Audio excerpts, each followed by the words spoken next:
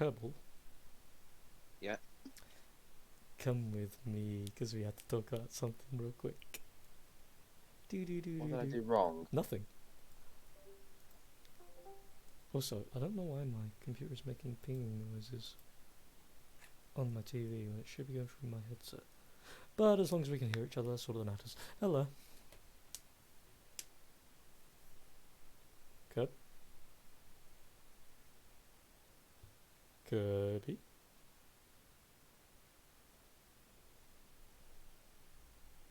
I'm assuming your headset has gone either exploded or you are on mute somehow.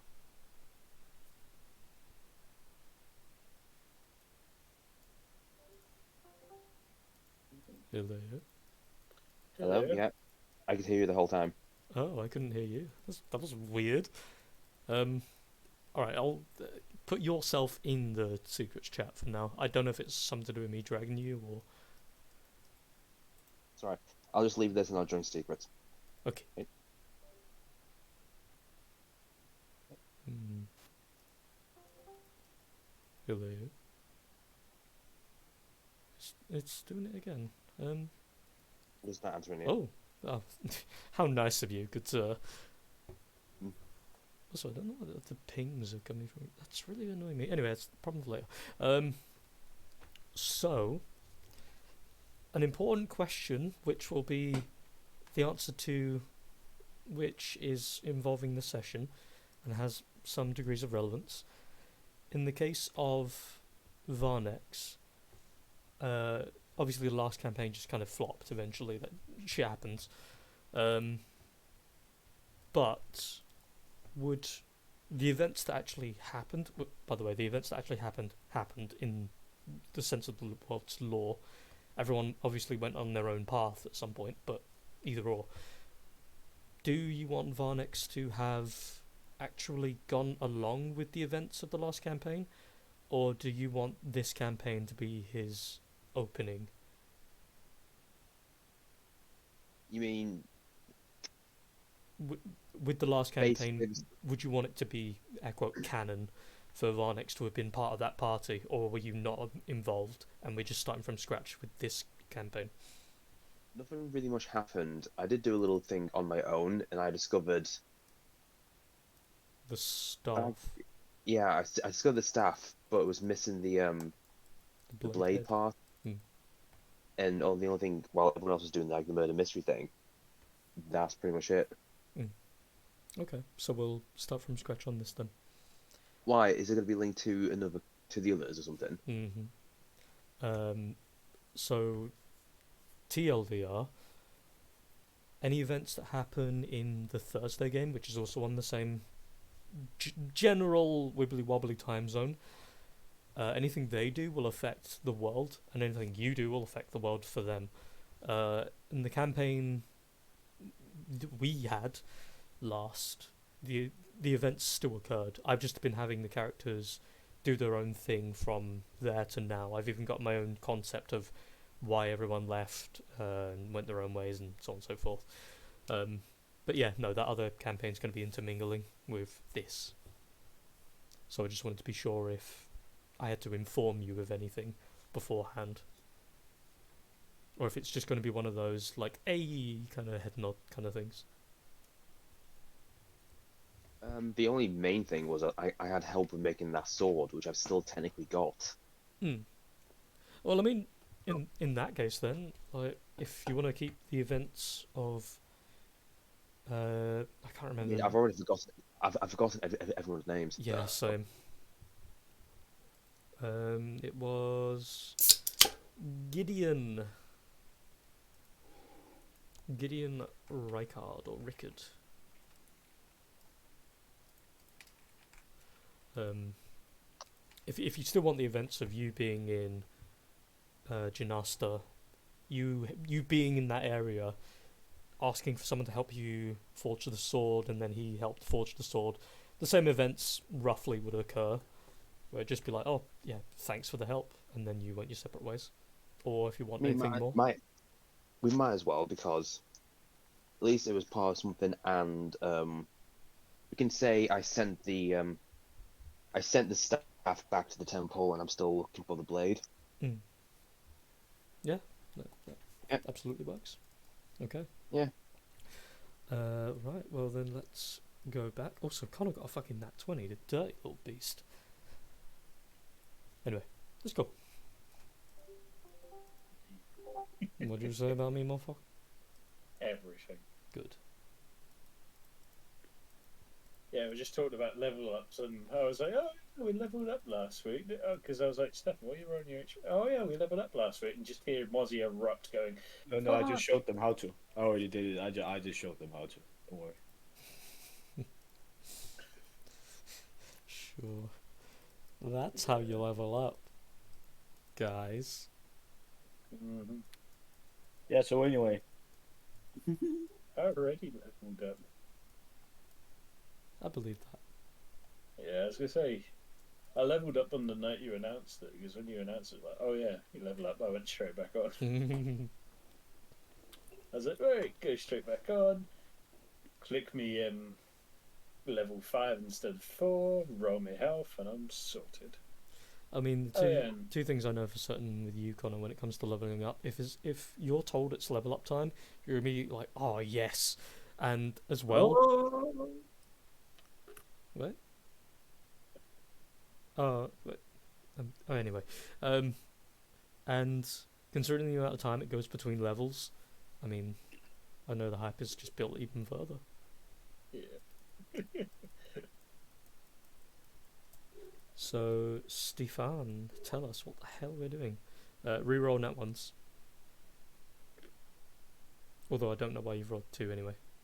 Oh, well, you the could first go one. through the character mancer, which you totally knew was a thing and didn't stumble upon by accident. I hate the thing. Don't just. But I clicked roll and accidentally clicked on average. That's why I rolled twice.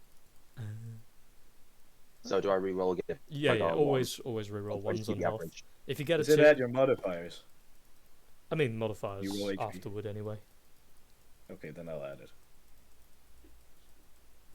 Yeah, give me that. Now, are you sure you want a 7? Do you want to risk an 8? Okay, I'll roll. No, don't do that. You got a 7. Jesus, dude. But you told me to. No, I didn't. I did not fucking. I said, do you want to? It was an option. Don't waste it. You got the majority. I'm just messing with you. I know. But I could click roll again. I mean, if you do, you're sticking yourself to it now. No. I can He's over got a the point. HP. No, I've overhealed myself. Fuck. See you later, click next. There we go. A little bit stronger. Yeah, Stefan, since you're obviously not in the middle of something right now, would you like to do us a recap? And I will say, to be fair, it is basically just ABC, so you can just say as little data as you want. Oh, brother, I remember everything. Alright, listen up.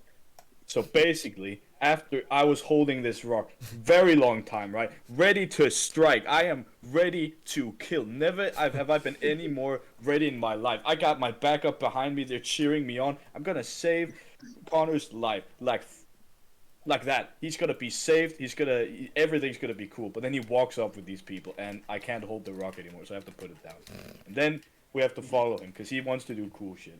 He wants to negotiate. I want to do cool shit, I should say. So we follow them tipsy-toe, like one of us can't see in the dark. 2 of us can't see in the dark. Well, they chase him. But I can, so I'm cool. So I'm like going along with the others, and we just see, he's just chilling. He's just talking to them. Everything's cool and dandy. But then shit isn't cool and dandy. I don't know, because I wasn't paying attention. Also, like, I couldn't see anything and my arms hurt. I was like, oh, hey, what's this funny thing in the river? I was just looking at that, and then, we hear noises and stuff, and everything's like, whoa, shit. And then we look, and wow, what do you know? All the fish people are fighting someone. Now, I'm not really sure what's going on, but, I hear, like, I need to wait for the signal. And I'm ready for the signal. I just don't know what it is, really. But I'm gonna do something at the signal. And then I just hear like, and I'm thinking that's kind of close to his knees, which I think is the signal. So I go in and I'm like, "Yo, what's up?" And then like, yo, what the fuck are you doing here? I'm like, I heard the signal. And then we started fighting. There was like a giant catfish or a dinosaur. It was one of those two. And it got really scared of me. It ran away. Instantly, the moment it saw me, it just fled. It ran away. It can't even run because it's in the water, but it ran away. That's how cool it was. That's what I remember anyway. Fair. So, obviously enjoy your inspiration. If you have it, give it. Other than that, there's a few bits.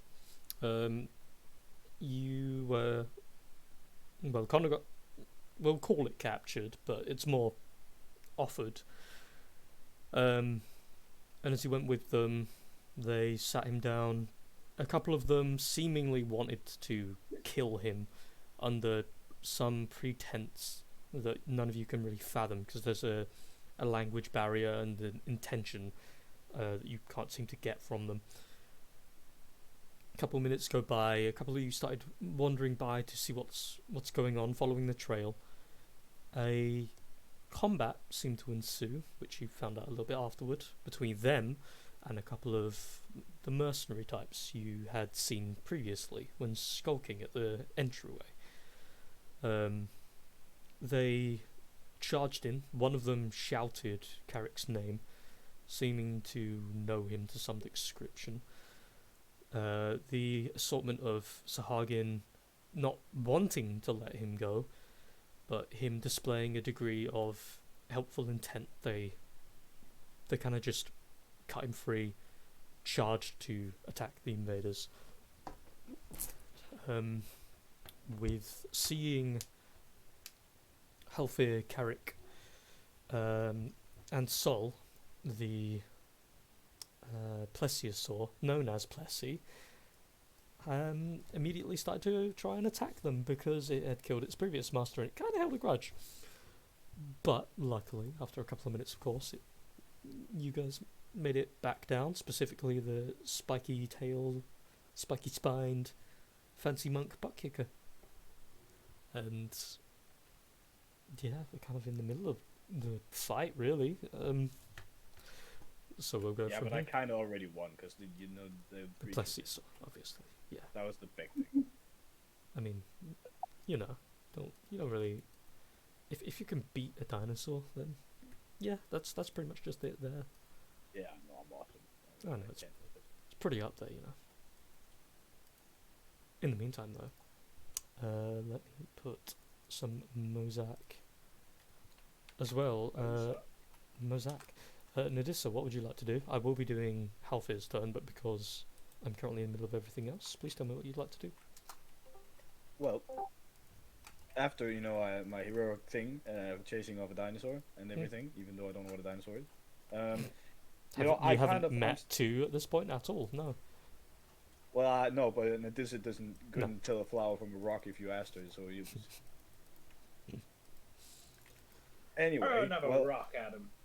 I kind of have to go somewhere to help, and since last time, remember I ran away from the left, where Carrick and all the others are fighting, because ain't no way I'm getting in there unless I'm doing 3 somersaults, which is currently 1 above my limit of 2 somersaults. So I will go to the right over here. I will use what we in the business call for movement. I will actually use measurement tools. Nice. Right.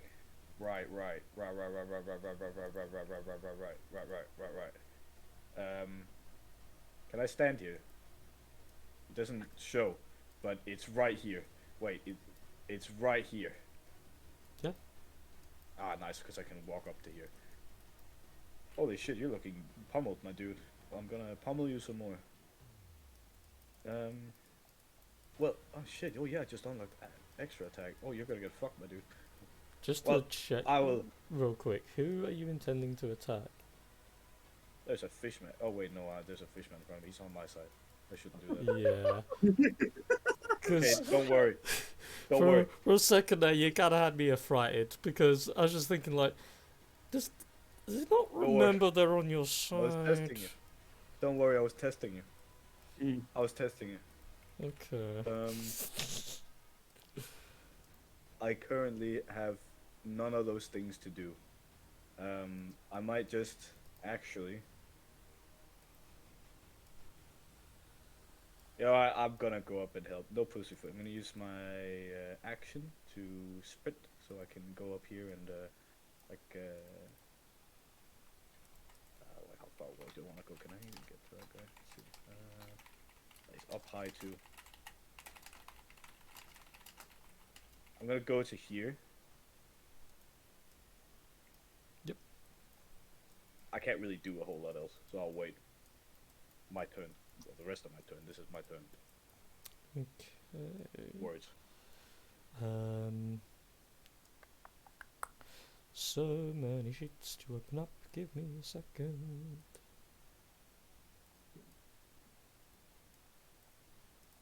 Get rid of that. I've placed a different token for the guy that knows Carrick, just for identification, but he will statistically be the same. Oh yeah, it's really weird seeing that Sahagin are considered humanoid, considering they're fucking fish people. But I mean, I guess that's the same vein as goblins. So, so Halfir.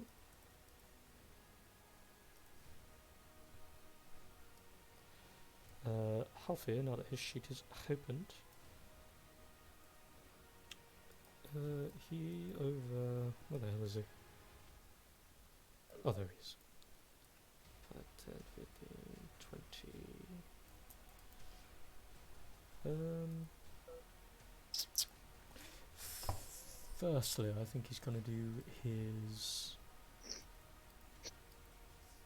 his version of his wild shape, which, let me just make sure I know what the specifics were again.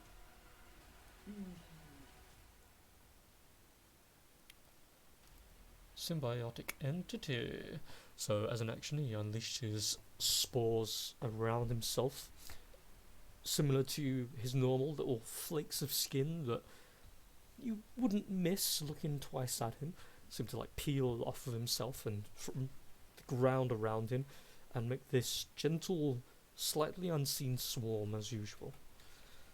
And that will be his action. Make sure the radius is set correctly. He gains 4 temporary HP for each level, so he's currently a bigger boy.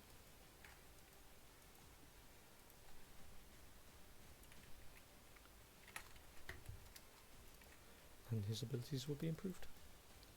And considering he is... What is his health on? Okay, good. And it is, you've had yours, so then our dear Bricky boy.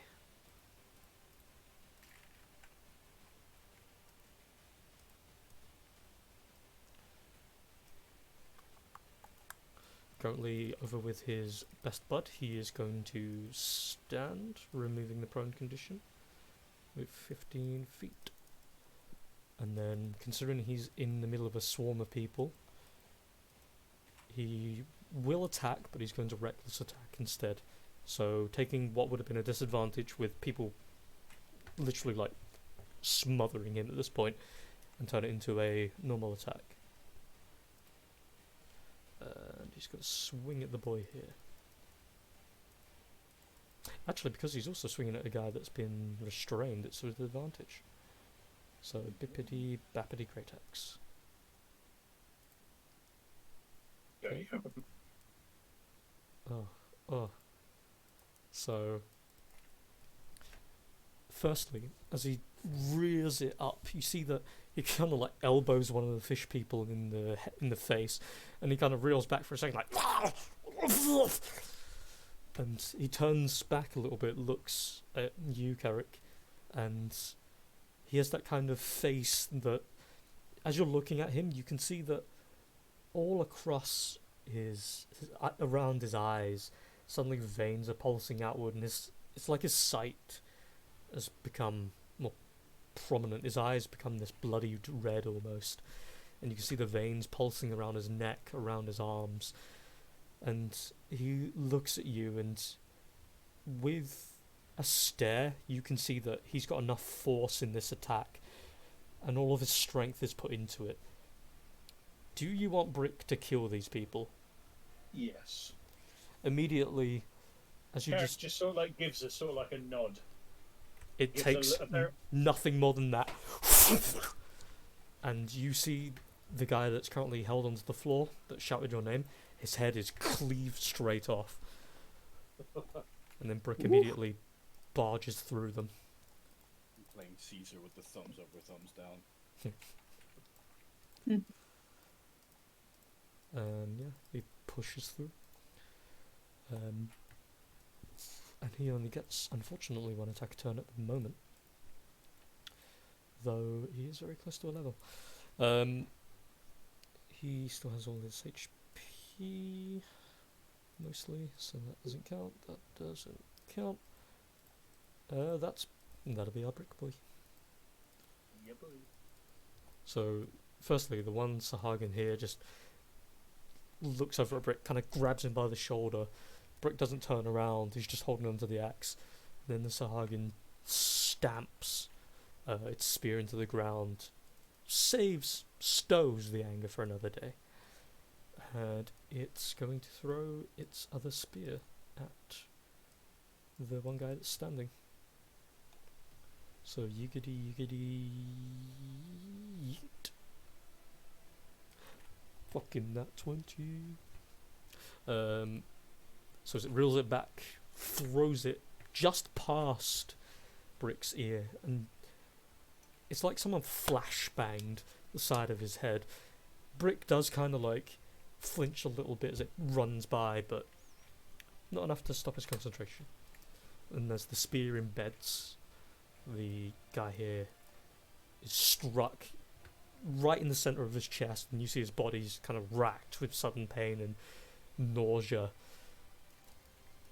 But yeah, so the ones that have been knocked down are going to stand, which, as a gentle reminder from before, there was something of an earthquake.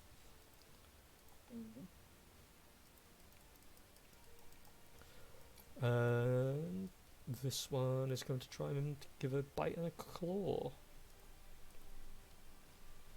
Bite misses, claw hits for 2 slashing. As well, obviously a swarm of attacks are happening at the minute, but the moment Brick swings down with his axe and cleaves the guy's head off, you hear the others around you, Carrick, start saying, "Shit, they got him! Fuck this!" But they're not going to get much chances to start running. 1, 2, 3. The other 4 with you are going to throw their last spears at the guy still standing. Okay. And only one of them hits. And barely at that. Goddamn. That is that side. That Sahagan's gonna stand. And that one's gonna stand. Okay.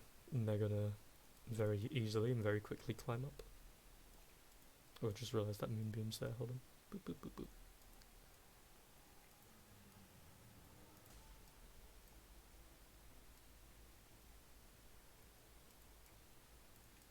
So this one's currently the only one on the same platform as you, Varnex.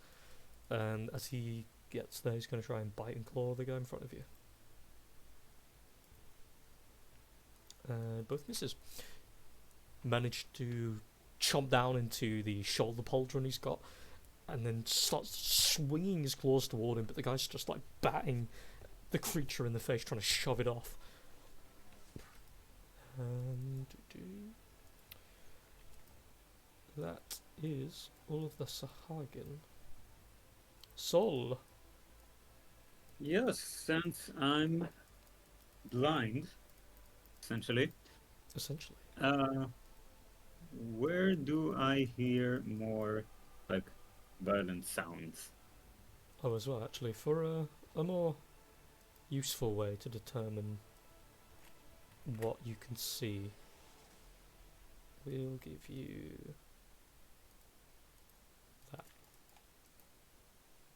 So No, I mean, this for, is how it's much your I can see. it's Okay, your dark vision, air quotes. it's my vision. Hmm. Yeah. Okay. So sounds, yes. Um, What you can hear at the moment is a lot of noise to your left. You can hear sounds of somewhat screeching almost, combat noises maybe, along your right hand side, but more as an echo. Um, mhm. but there's easily far closer to you, to your left, more action. Great. Then what do I need to do to jump? Like, because I know that there's something here. There's ground here Hmm. because I came from there. Yep. Um, The water underneath you is like a small stream. You can easily walk over it. then I'm just gonna. Okay, how much do I have? Let's see. 30 feet, which would mean I can go essentially here. And then I'm gonna do that. Boop. And since I still can see shit, action dash.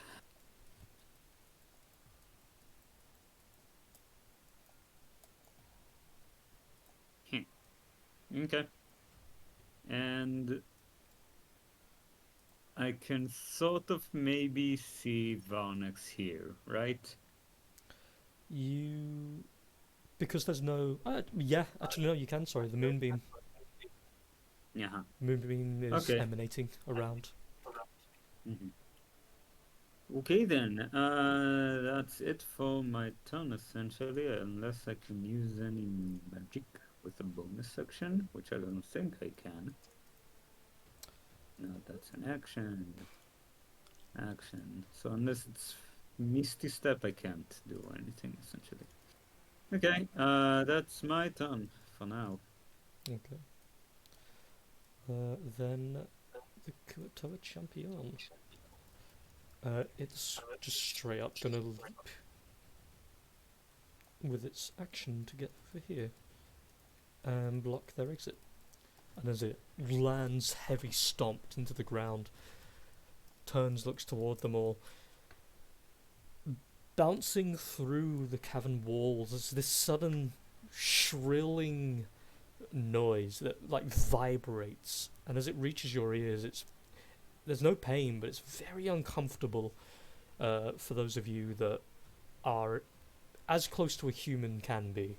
So anything that's not a goblin, for example. So like Halfir, Carrick, Sol, you three would feel this weird like reverberating through your eardrums for a second, and it kind of messes with your vision a little bit. Carrick, make a Constitution save with advantage because you're not the target, but you are in range. Constitution saving, yes. Yes. Gotcha. That is a success. Yes. So as it's like running through you, you're pumped up by the fight and the stress of it all. So you manage to block out a lot of the effects of the noise. These three, however, not so successful, and they are stunned. But that'll be the champion's turn. Them. Two of them are prone to handstand. Yeah, baby. We'll put that, I guess.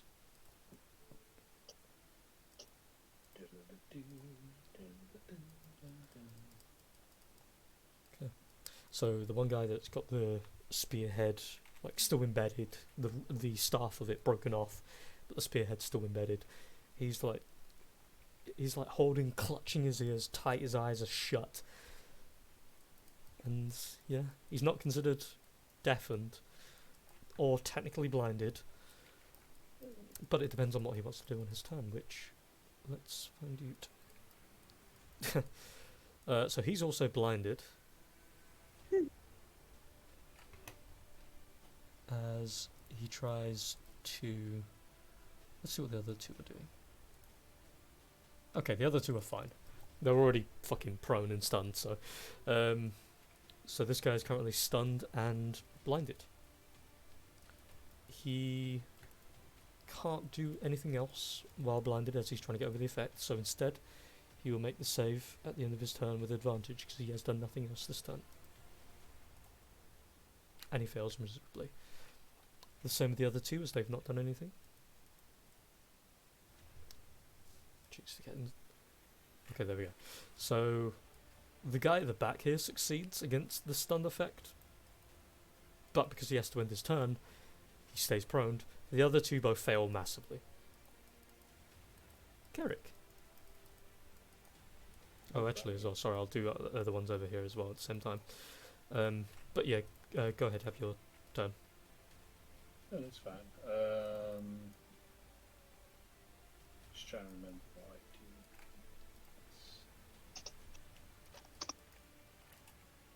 If I remember rightly, so from last session we had, I threw both of my hand axes, didn't I? I think so. Yeah. I know you threw at least one.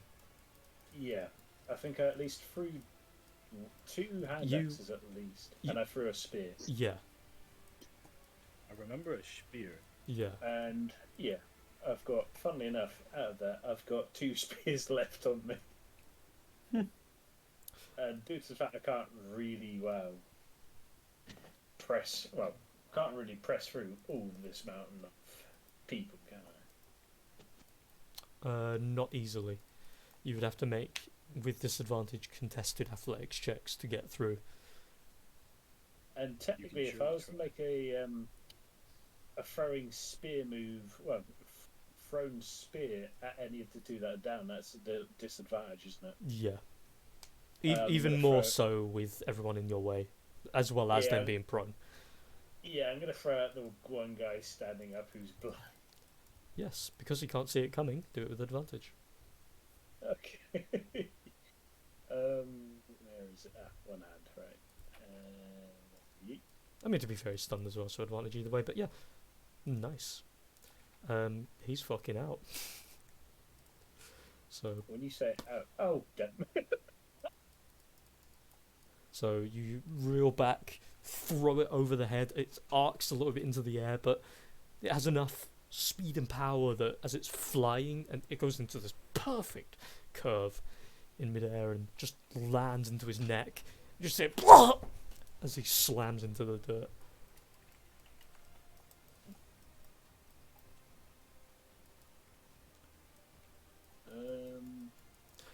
Side note, quick on as I'm doing the rest of the soldiers' turns.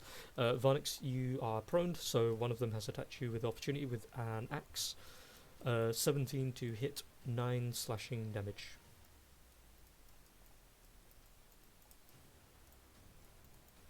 Alright. Nice.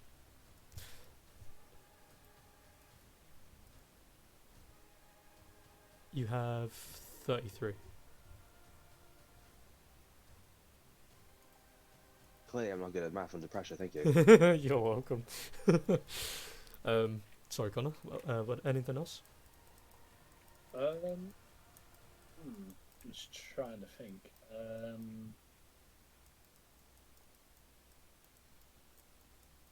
La la la la la.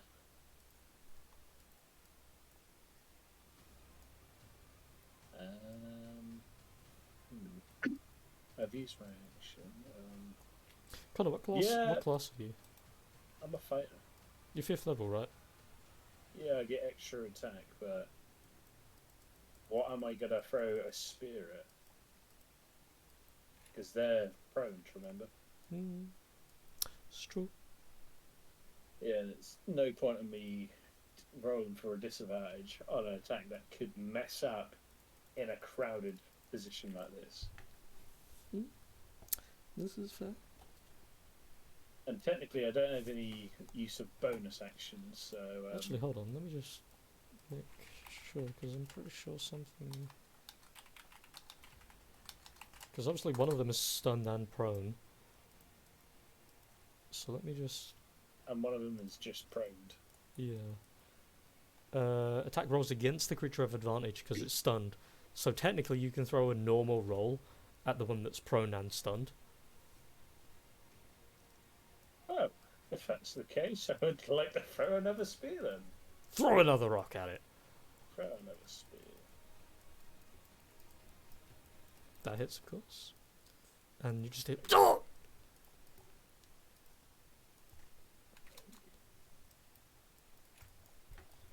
As it That would be me then. swings and stabs him while he's like on the ground trying to pick himself up, just embeds straight into his spine and lifeless. Varmix. Okay, first, I use half my movement to get up, kung fu style, like Jackie Chan gets up. It's 15 feet, I believe. But either way, I would not take half movement from a monk. That's just rude. So, Mhm. okay, I'm up now. A little bit pissed off with the guy. Alright, let's just hope I can roll well, because last week well, 2 weeks ago, I kept rolling shit. So, I can't remember if I have my weapon drawn or not, but I'm going to attack once. I'll slash with my sword. There's a guy in front of me. Oh, come on. Unfortunately, misses. Alright, so I use... I can attack again now that I'm 5th level. So I'm going to do miss with the sword. I'll do an unarmed strike with my other hand. And I want to try and spend a key point and use unarmed strike to stun him. So you're doing the stunning strike? Yeah, that's if it hits him. So Mhm. unarmed strike. Oh yeah, that absolutely hits. Now stun strike he needs to Con will save? succeed. Yeah, Constitution save and throw or be stunned. 16. 16. Okay, it doesn't say what the roll is for me. It'll be, I think it's something like it's usually something like 10 dexterity mod and proficiency. There is a specific formula for it on, hold on, I can get it real quick. Let me Google it.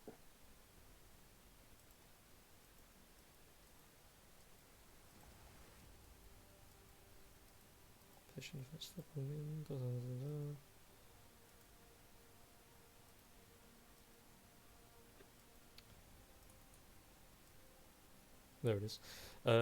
So when you hit another creature with a melee weapon attack, you spend 1 key point to attempt a stunning strike. Target must succeed a con save or be stunned.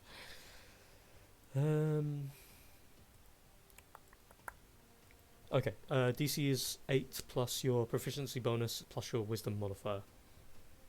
Wisdom, so proficiency is 3 plus my wisdom, that's 3, so... So 14. Yeah, 8 plus 6, that's 14. So, He I'm succeeds guessing it succeeded. just barely with the 16. Right, so... What can I do for a bonus action?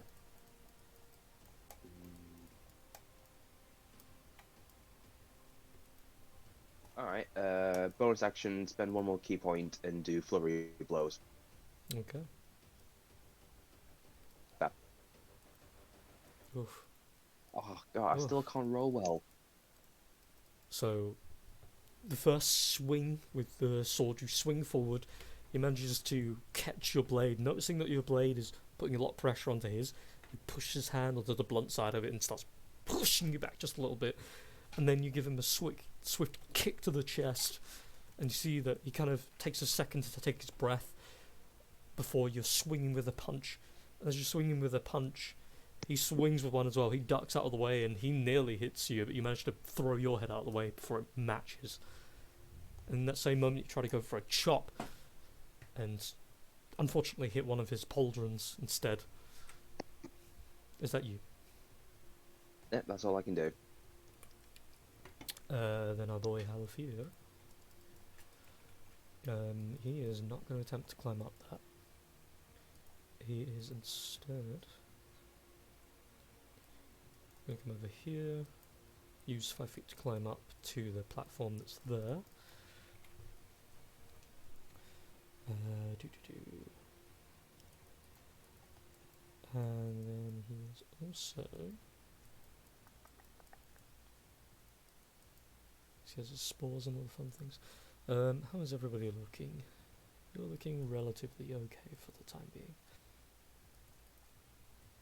He's going to cast poison spray on the one just above him. 16, hold on. Wait, is that right? Respire D12, yeah? Yeah. Wow, it actually calculated that on its own as well. I did not adjust that. That's very good. Holy shit. Very good, very nice. Very good, very nice. And the guard goes 3, so he takes 16 poison damage. And as the poison flicks from his hand, it almost looks like acid for a second as it sticks to the guy, sticks to his arm and sticks to parts of his face. And at first he's got that kind of reaction of like, oh, what the... And then it starts to burn and you see his skin becomes blotchy and he suddenly goes pale white. But he's still alive. Be healthier there. Medusa. Alrighty. I will spend 1 key point for a Step of the Wind. So I can see it's 15 feet up, so I should be able to make it up to here without problem. And I shall take the attack on the man in front of me. Okay.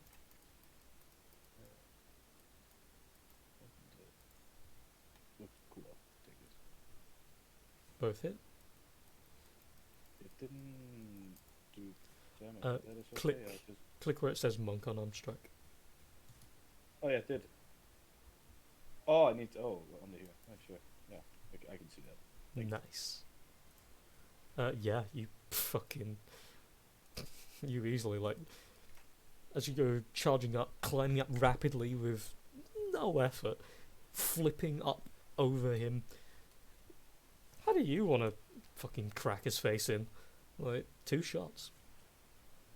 Well, you know, I feel like, you know, yeah, I like that idea. You know, like I jump over him, and then I like swing around and I kick him in the leg. But because I have quills, it's like getting Stabbing. You know, hit by a bunch of knives. And then I guess afterwards I pull it out and I do a kickflip back, and my quills enter his facial region. And you even manage to like pull off little parts of like flesh, and they rip off and fly across the room. And there's this little arc of blood for a second, and as you turn around and look at him, you see his body's like standing still for a second, but you see it from the legs upward, it's starting to go weaker. The body's still got a degree of life in it, and then it just falls and slams into the eggs below. Just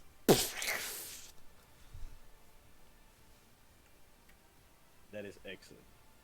that is terrible. How much movement do I have left? I used 15. Like, did I use 15 to get up here? And then I used 10 on the bottom. I know that. Yes. I wanted to get to here. Have I used 25? It would. So it'd be 5, 10. Fill me, Master Sensei. It would have been 20 feet you've used total. Because Oh, only- going up okay. the platform itself is 5 feet. Oh, okay. Well then.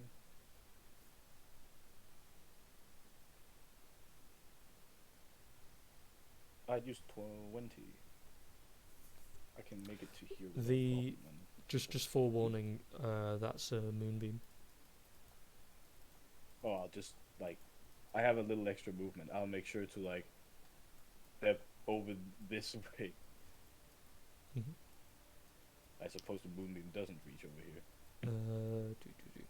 It Does has a 5 foot radius, so Well, that'd be Hold on. anything in here. it shouldn't be. You should be able to creep past. Oh, never mind. There you go. Wall run? I mean, if you want to make an acrobatics check, Nah. I think seeing. you don't want to make I an can see the acrobatics movement, check. right? I can see the moonbeam cannon. Okay, okay, you're egging me on. Sure, I'll do that. Yeah. What kind of monk doesn't want to show off? The kind of monk that isn't going to succeed. Gotcha. Don't worry, I have inspiration. Don't worry. Right. I'll give you a choice I'll here. just The do it. 16 will succeed, so if you want, we can consider that roll, or you can attempt a nat 20. So if you want to roll with advantage, again. Nah, let's just take that. Easy. Okay. Then you run across, jump off the wall. You're air quotes in the moonbeam, but you're not. On the map I'm it not looks chicken it, but you're not going to be. I'm like chicken toast. Just on the border, you feel this humming, this power behind you, and your quills even somehow are like standing to attention. Like hair when it's electric. Yeah. Well- But that is my action. My turn, I should say. Okay. Then Brick over here is gonna step forward one more time. And looking down at the guy with this... Connor, make an insight check. Okay.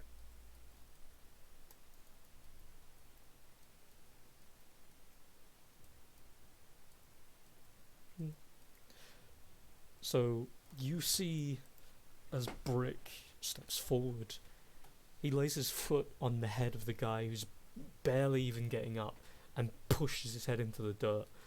And then he draws his great axe up behind his head and swinging with advantage again. Yeah, just fucking swings the axe down with this heft and force that you see the ground kind of like breaks a little underneath where the axe embeds, and then as he pulls the axe out, puts it over his shoulder, he turns around, looks around to see if there's anyone else that he's seemingly missed, and there's a look on his face that Brick has not really had much of a facial expression before, a range of facial expressions. But he's got one on his face at the minute that looks like he's having fun. But there's a little bit of something twisted in there as well. That is Brick's turn. So since air quotes, it's an ally's series of turns, the Kuatoa is going to tell the Sahagin champion is going to tell the other Sahagin. Let me change that real quick. There we go. Is going to tell the other Sahagin to do something. So they're very quickly going to disperse.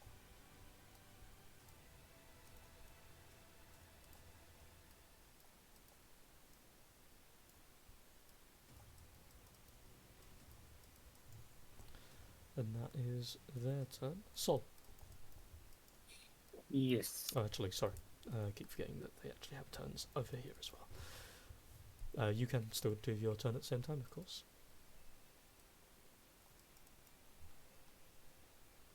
Would I be able to see those three up there? I'd say just about because of the light of the moonbeam. Just about is all I need. No, yes. Mm-hmm.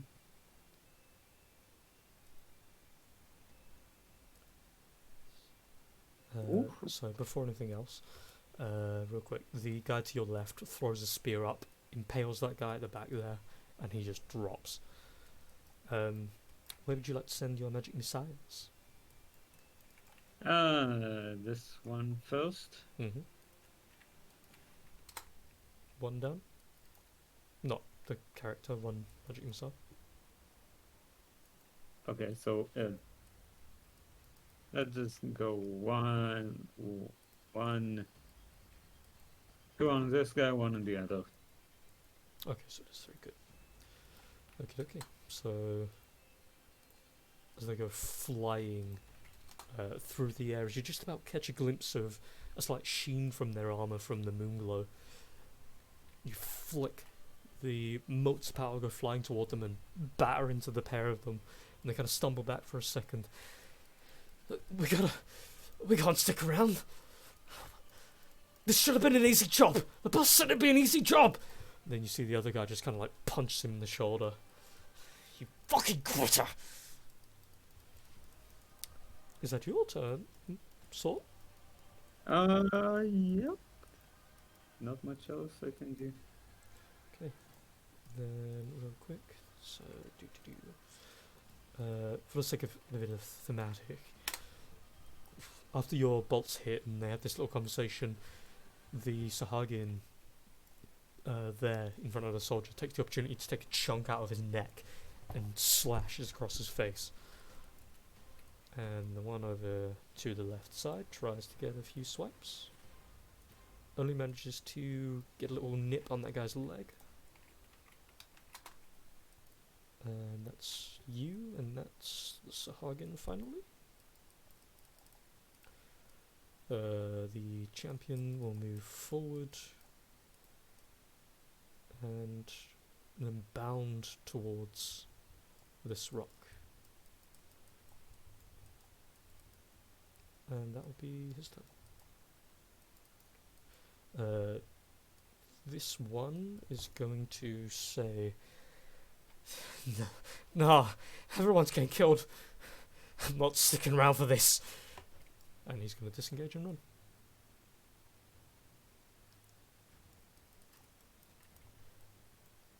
And that guy is looking very badly damaged after everything that's happened.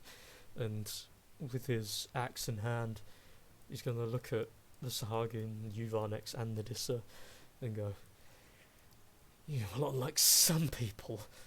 I'm not going out without a fight!" And he's going to swing his axe at Uvarnex. 20 to hit, 6 slashing damage.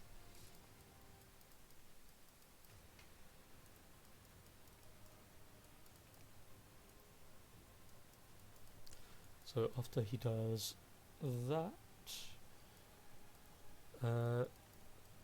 that'll be that. Before it comes around to your turn, Carrick, each of you over along that right-hand side fight, you hear the sounds of some kind of arcane casting of some kind. You just hear this sudden motive force, an impact, and then you hear "Ah!" as you see the body of the guy come screeching back down the hallway, and he is diggity dead. Specifically, as he comes flying across, you see on his chest this small spark of bright red energy. Sol, can you make a Arcana check? Yes, I will. Oof, jeez. Oh, no. Oh. Reroll? Yes. I just got this. The level up. Yay. Nice. Thank you, Connell, for reminding me. You're welcome. Nice. So as he's coming blasted along, as you kind of like are looking up there anyway, and you kind of tilt your head a little bit to look, and you see the energy that's still gathered around the chest. It's kind of like one of those more like hunches that you've got, but it looks like someone cast guiding bolt on him. As you can see, the energy is still permeating across the body, and there's still that kind of like faint glow of an attractor that happens when that spell is cast on someone. And then you see as the glow breaks off of him as the body is no longer alive. And judging by the amount of magical force that you could see coming from it, yeah, someone cast guiding bolt on him. Okay. And that is the soldiers, because there's not exactly many of them left. Carrick. How is Brick looking still? Still intense? You see as the fight's finished and he's looking around as if he's looking for the opponents, there is that moment where, kind of like with normal rage, because nothing else has happened, he's calming down naturally, and you see in around the eyes, the tenseness is losing its effect, and you see he starts taking a breath. Tenseness. As I notice this and I see him still slightly tense, I'm just going to walk up to him and just put away my sword and just pat him on the shoulder while sort of like doing almost like a one-armed hug and just patting him on the shoulder just to reassure him. As you do that, he does kind of... You see he takes this deep breath for a second. Eyes closed. He closes his eyes, keeps them, and then slowly opens them back up. And you see, almost like a mist has moved away from his eyes. He's still got like this tenseness in around his arms where he was like flexing with all the strength he had, but it's losing its hold. And then he looks at you. He sort of looks beyond you and makes a head motion as if to say, "Are we going there next?" I would just sort of like just give a soft sort of smile, nod my head, and I'm just gonna kneel down by this guy here and search him, what he has on him. Okay. Make an investigation check. Okie doke. So as you're trying to get through, at the minute the easiest thing you can find is a single what looks to be gold pouch on his side, which you very quickly like snap off, put in your own pocket. For the sake of context, there is currently 74 gold in his possession. It's broken up in silvers and coppers and whatever, but it doesn't really matter. But I'll say it will be a good 10 minutes as you're having to undo his armor before you can get to any other parts of him with anything like hidden on his person, for example. That's fine. So 75 gold, yeah? Yes. Okie doke. Right, so yeah, that'll be that. Is that you? And are you going to spend the time to try and actually take the armor off? Yeah, I'll spend the time to take the armour off. Just to give context, just in case we're still in turn order. We will be, but not for long, probably. I was going to say, in case we are, what I intend to do after I take this guy's armour is to go over to the guy who had the horn, and I'm going to break the horn. Okay. That's what I intend to do with my time. I'll say for ease, since you'll be doing this over a series of turns or time, that you kind of motion to Brick for him to do it, and he'll do it on his turn. Yeah, I'll do that then. Okay. And then Varnex. The last man standing wishes to fight. Good, because I'm furious. I've been rolled so badly for so long. Make a wisdom check. Just general wisdom. Mm-hmm. Watch me roll less than a 10. I know. So I'll say,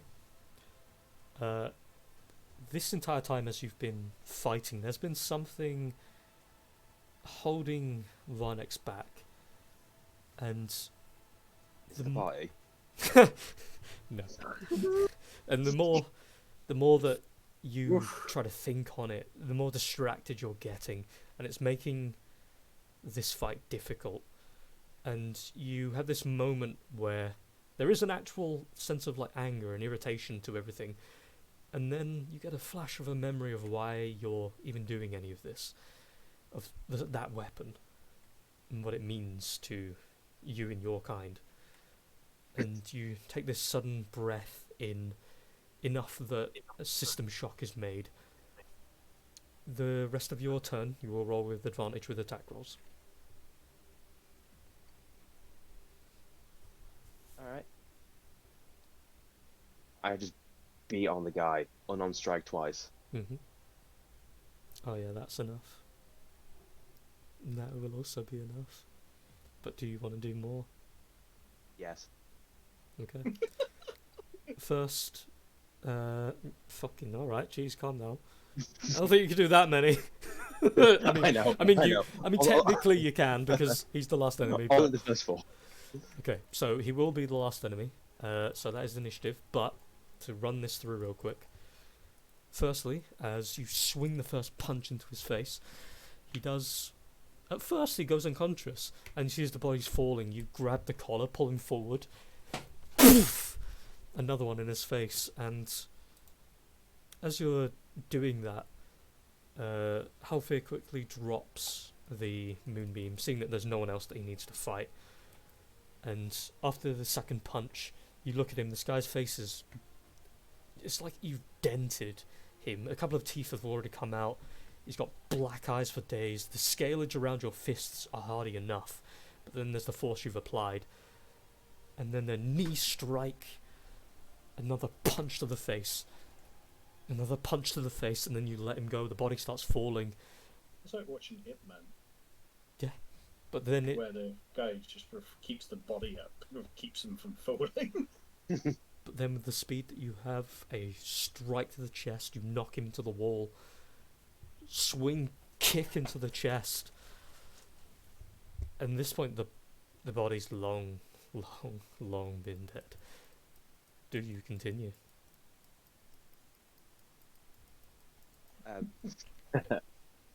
Well, after slamming the body into the wall, I'm just probably just clenching my fist really hard, just going,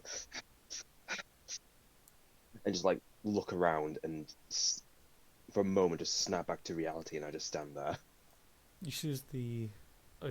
obviously, Nadissa say otherwise in a minute what you're thinking, but the couple of Sahagin that are there anyway, at the minute, they're kind of looking at you with that sort of slight concern. Not because of the brutality of it or anything, but it's more so if they can trust you, as they just see that. And they're not drawing weapons immediately or anything. There's this uncomfortable quiet that comes along at first. Nadissa, do you have anything to say? How does Nadissa feel about that? I've just seen him violently kill a man, I presume. Mm-hmm. Yes. Unnecessarily so. 2 seconds. I know exactly what my reaction is. I just need to find it. But that this is not like unprone to violence or anything.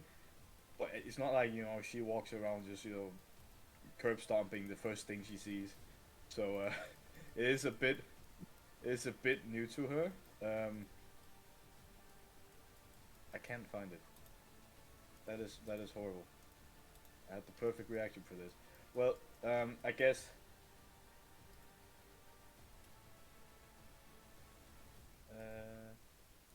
I'll have to choose this one. Wait, no. Wait. Yeah. So wait, while you're I'm doing gonna that, go- yeah, it's a good idea. as insert what Nadissa says or does here, but around the corner, as I'd say more so it's Nadissa, Varnex, and Halfir that really hears anything, but from where the the guiding bolt came from,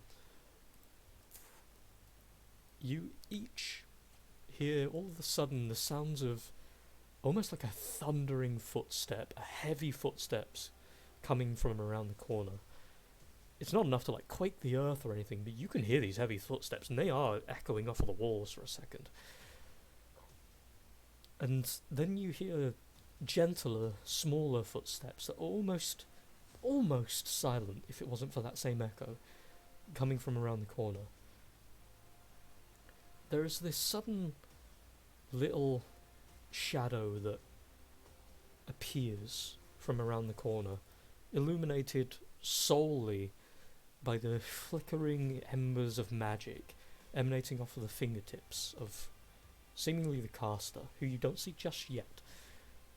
But beside that, there is a series of small, gentle sparks of multiple colours of light that are coming from around the corner. as well as this very sweet and almost kind of like perfumey scent that comes from around the corner.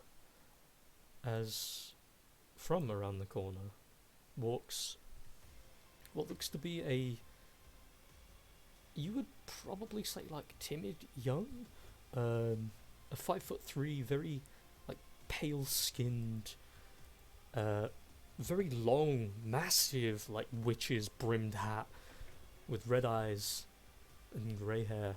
This young small thing comes walking around the corner, just tilts their head around slightly, and behind them stands a hefty, monstrous size of a person.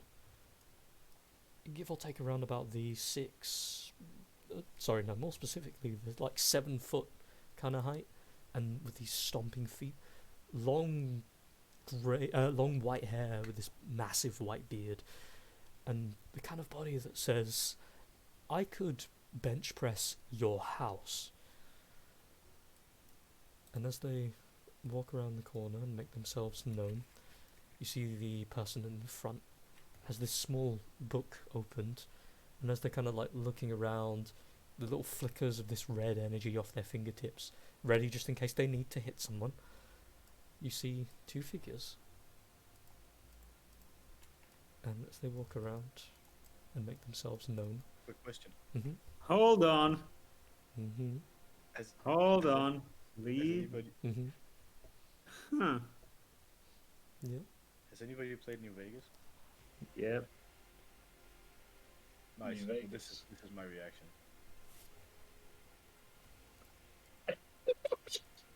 What in the goddamn? But yeah, Right, you can continue. and yes, Mosey, it is them. Mm. It's what I was talking to Kirby about. Yeah. Friendings. So, as they poke their heads around the corner, the smaller one just kind of looks around at each of you. I assume that this is, okay? You're not going to try and fight us now, are you? That would be really stupid. Is this Rachel's character? Yep. Yay! Yeah. Ooh, your hat is so big. Oh, Can Atlesia try it? I'm going to go ahead and say no. But it's not because I don't want you to, but it's more so I would rather you just not just no. I kind of need it. But maybe later. Ooh.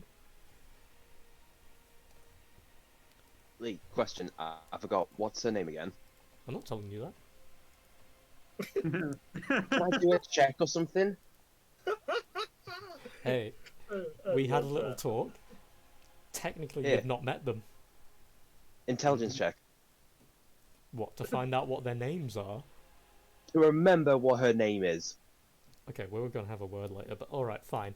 So, if we're going under the context you've at least met them, of course, you know their names are Lilith the May and Severus. Lilith. Okay then.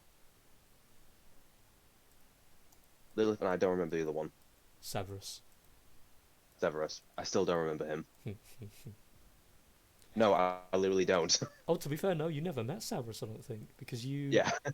Yeah, you came in just after he had left. Yeah. Yeah.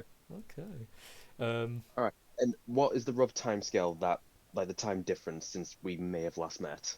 I would say it would have been 3 months between when you last saw them and came to the island, but it would have been about 3 months and about a week and a half specifically, because you would have been here for at least a little bit of time. Right, about 3 months. Okay. hmm Wait, so this is after? hmm Okay. There would have been some time between so that your other characters could do their own thing, and then I could feasibly make a reason why they split up, or that they had to go and do their own things, so they had time to do their own things. So, Mhm. from where the campaign ended, there would have been like give or take 2 weeks where you guys would have been like, okay, well we got to do our own thing now, bye. And then Okay. time between there and this campaign starting. So yeah. What does anyone want to say? Well, at the moment, I'm still post-rage. Yep. Even though I'm not a barbarian. So Severus at the back, looking very like stoic, actually kind of looking heroic, has these little motes of light. He's almost like twinkling, and the smell, this like perfumey, rosy scented smell, comes from him. It's a lot, but it doesn't. It's not like it smells bad. It's just there's a lot of it, so you can't help but inhale it at some points. And Lilith, of course, she just looks very, very pale and just has this kind of like inquisitive look at the minute, looking over you each, waiting for an answer. I'm gonna poke to Varnex. Who are these people? Alright, I'm calming down. She kind of like pokes her head around the corner, looks amongst you each, looking Alpha up and down, with a little twinkles on her fingertips. Then she turns, looks over toward you, Varnex, and she tilts her head a little bit. Well done, Varnex. What are you doing here? Hello, Lilith. It's been a while. I don't recognize your friend. She kind of motions for him to come forward, and you hear the of like massive feet and his 7-foot frame. He seems like he gets taller the closer he gets. This is my friend Severus from home.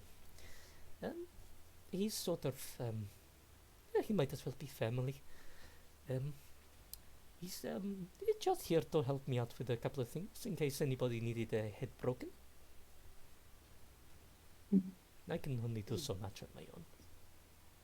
You definitely look like someone your father would send to help you, yes. Oh yes. But I'm sort of here on research. Should I ask if it was a good thing for me to have shot that guy, or are we okay? The one's an armor you can shoot. Oh good. This, and I gesture to the people around me to... I gesture to Nadissa, this is Nadissa, and I can still see Solar Dog Vision, that and Solar, the person next to you. I'll help you. As for the Sahagwin, and I just shake my hand a little, it's like, yeah. As you're saying that, they're all kind of like looking amongst you maybe each. on terms.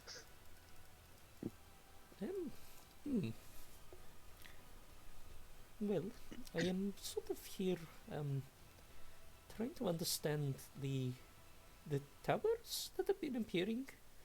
I'm assuming you're probably here for the same thing. I'm part of an expedition. The towers is just a byproduct product. As for him, and I look at Sol, he can definitely answer you some questions as well as Hellfear She regarding those towers. looks at you, and you see she's like rifling through her bags, and you see the little like freezing implement that she has for her specimens and the blood samples and all sorts of crap that you've seen her have before, all of these alchemical bits, but it's always neat and tidy inside of her bag. And she's kind of like quickly rifling through, she pulls out this pair of parchment and holds it up, and you see it's her signing for becoming part of the expedition. I also became part of it. I got sort of bored at home, so I came down here. But I didn't want to come alone, so Severus is here while I make acquaintances. And then she stuffs it in the bag. But let's remove the the casual conversation for now. I'm assuming there are more of you? Snapping back to reality. I'm like, Carrick, and just start to run back the other way. Okay. I shall take that as a foremost yes. So if everyone would like to maneuver themselves in places or otherwise, it would have been roughly about 3 minutes, 4 minutes for you, Carrick. So you're just like removing the chest piece. Make another investigation check real quick. Okie doke. Anyone can move themselves over towards roughly and around where Connor is at the minute if you want. Better, considering my stats on investigation. So as you pull the chest plate off after unbuckling all the parts and you kind of look it over, you see that dangling around his neck there is what looks to be like some kind of symbol of like a skull and bones or something. Make a religion check. Okay. Right. Religion.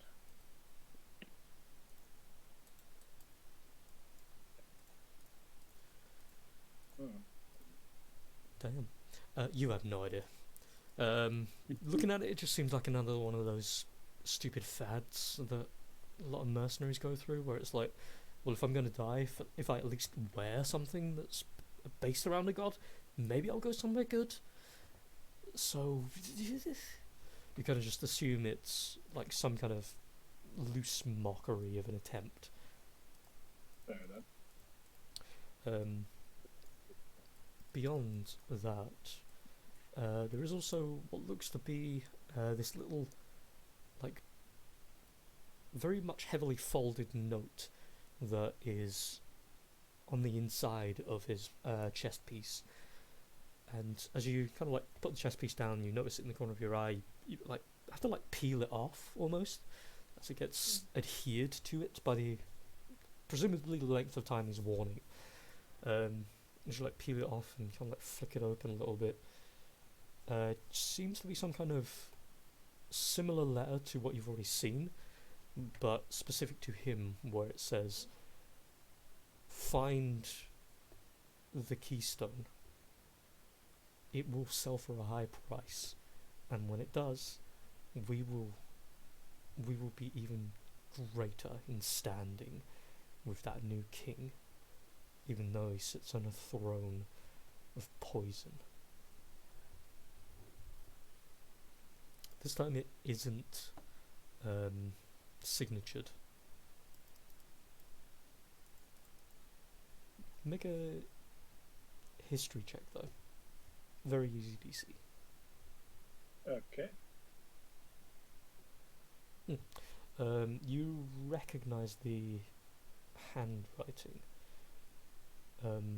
of a specific older figure, and yeah, it's sort of a little bit concerning, a little bit expected.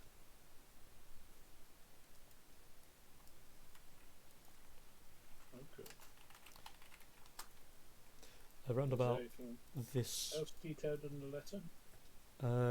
nothing that really catches your eye. It just seems like a lot of go to this place, do this, and then it mentions the keystone.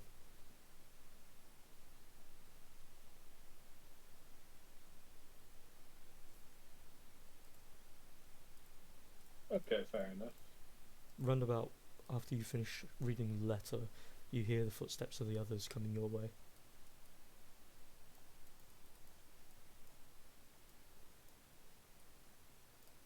I sort of like, as I see them coming, I sort of like crack my neck a little bit because I've been a bit stiff, sort of like sat down, just dismantling armor. Mm-hmm. As a note as well, you do still have the like leg pieces and this like almost like a bandolier, but there's nothing actually attached to it that he has around himself.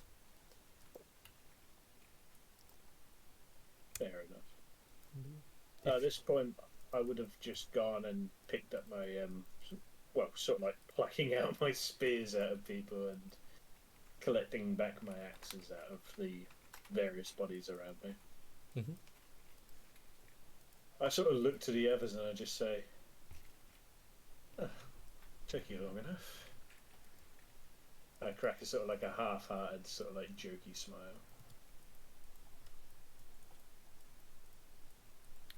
I'm going to go to the toilet real quick. Feel free to have a chat amongst yourselves in character or otherwise. Okay.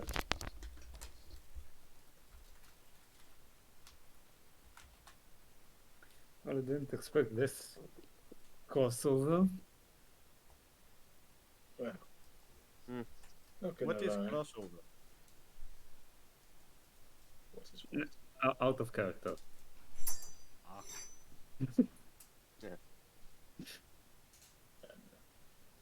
Yeah, Lilith used to be played by Rachel from the last campaign. Mm-hmm. Mhm. Yeah, as soon as I heard the name, I was like, that's familiar. And then when Lee said it, I was like, yep, that makes sense. Because I do remember Rachel talking quite in depth when she wasn't in the session, on the Thursday sessions before we started, about her characters. And also on the side, when she was making her character sheet for Lilith, she also came to me for inspiration for name ideas and general ideas for siblings, because if I remember right, she has a lot of siblings. Yep. Yeah, Yep. I remember her dad being crazy powerful.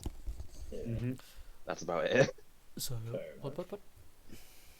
We're just talking about Rachel's character. Yeah. But Lee, there was one thing missing. Mm, Was the fox? who knows? And I wouldn't know about the fox, so I can't really answer. Ask. That's just cool. The fox went with Severus. That's all. He knows now. Mm-hmm. Who knows where she is now? Other than that, in character wise, it was more or less we didn't really add anything else to what my character said before you left, Lee. Okay. Is there anything anyone wants to say? Or do? Where am I? The earthquake. You said that was the a tower activating. Is that right? Possibly. But we, well, we can't really distinguish that from a general earthquake, can we? So, those of us without magic will just think it was a standard earthquake. Mm-hmm. Alright, I'll keep my mouth shut, since Varnish won't be able to distinguish anything. What about you, magic people? Well, would I know that this is like the power being activated or something? Make, I'd say, a nature check and then an arcana check. Oof. Very Wow. nice. So, firstly, where you are, the vibrations shouldn't have affected you as it did. Not to mention the fact it didn't disturb the water or the waterways that are spread all across this place. The very ground itself shook, sure, as akin to typical earthquake behavior, but the roof was fine. You guys are below ground right now, so either the thing that shook it is even further on the ground and caused the quake upwards, a very heavy earthquake upwards, but considering again in front of you at the minute is a large body of water, it would have to have been a large creature. But that leads into your pretty amazing arcana check. You know to a degree that the channeling of that kind of power inside of the tower, anyway, from what you've seen of what's inside of it, what traps what's inside of it, and the kind of power that's in the tool you have on your hands, you can easily believe that a tower activating would cause some kind of ripple across the world around you. Considering the fact you guys were inside of a tower when it activated before, you only barely felt a tremor, and that was inside of it, inside of a different plane essentially. So you're pretty sure it was probably a tower activating, or if not activating, maybe something new to do with the tower has occurred. A second stage, or someone has caused it to maybe shut down, or it could be any guess in that regard. But it's definitely related to the tower. Then I'm going to say, well, according to what I know about earthquakes, this was very much not a normal one, and it could very well be related to a tower being activated or something similar. I think we should probably get going, because there might be someone there before us. The tower was activated. I mean, sorry, the tower was activated. Very well could. No, just one second. I asked Lilith, did you have anything to do with this? Or anyone with you? She just looks at you for a minute, tilts her head slightly. No. Severus and I only really just got here. We were kind of going to ask you. Jack sort of like gets up from hearing this foreign voice and just sort of like walks up and just sort of like peers over as sort of like get past this rock. I see this smallish figure. I just look to Varnex and I just tap him on the shoulder going, acquaintances of yours? Eric, yes, she's a vampire, and yes, she will bite. Yes, she will bite you. She tilts her head slightly and kind of throws her arms out and goes, well, firstly, I'm the one who has to tell people my secrets. Secondly, I will only bite you if you allow me to. I sort of look to her and look to Varnex and I just say, wasn't going to ask if she was going to bite me, but thank you for the heads up.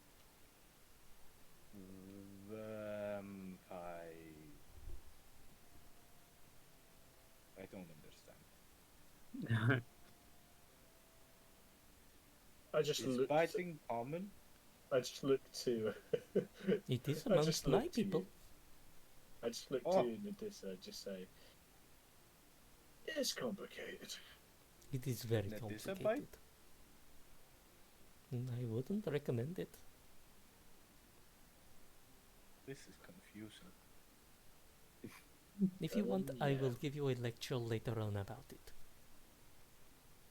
I sort of turn around and motion to Brick to follow on. And already he is. And I sort of like step past Varnex at this point, slowly making a casual walk over whilst eyeing up at the Sahagwin looking on us. As well, the Sahagin over here, as you guys have been talking, it has been pointing and talking to the other Sahagin, telling them to do this, do that.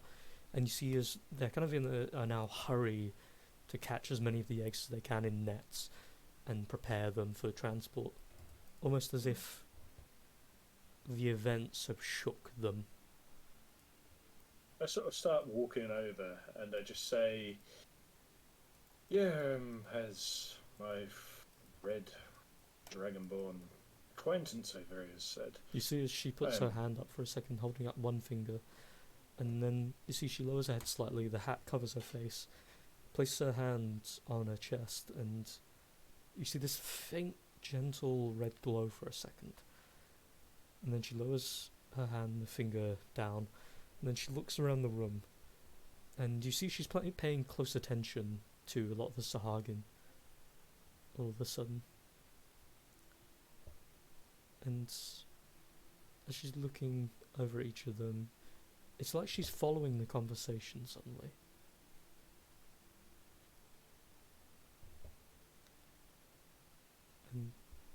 What do you want to do? Medusa's hungry. I sort of stop mid sentence, and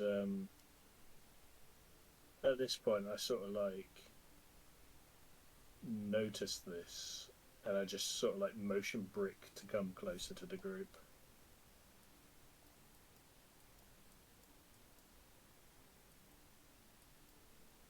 Is she by any chance still following the conversation?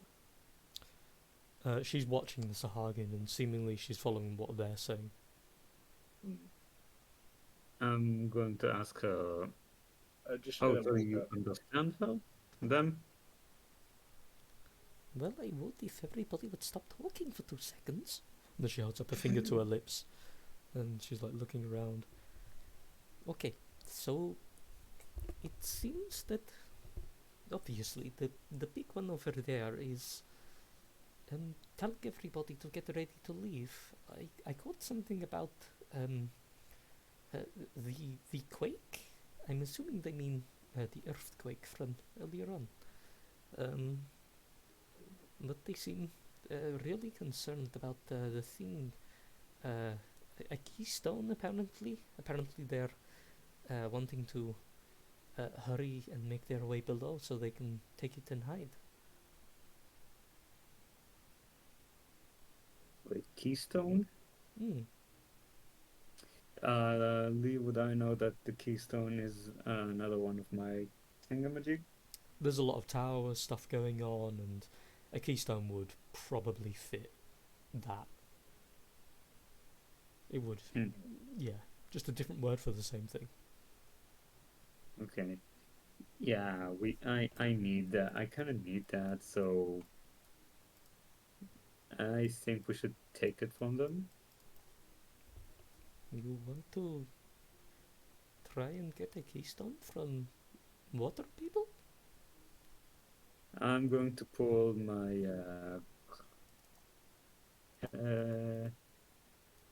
what is it? Items. I'm going to pull out the pentacle.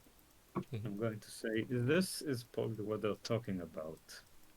As you pull it out, the Sahagin that are currently like spread around, they do remain occupied for a second, but then the big one over here, his head is, it's almost like his eyes are attracted to it, and his head like snaps toward you, and he stares at you, and suddenly you hear that low growling, the low trilling.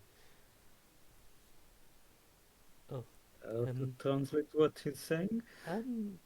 Yeah, it's more like he starts growling at the minute, but I would probably put that away. I'm going to put that away. I sort of snapped back to Sol, just about leaning round at the rock and being like, "Is that really the best idea for you to be doing that?" You say that as they're all climbing slightly closer toward you, almost mesmerized. So much for not. Okay, I'm gonna do this as well.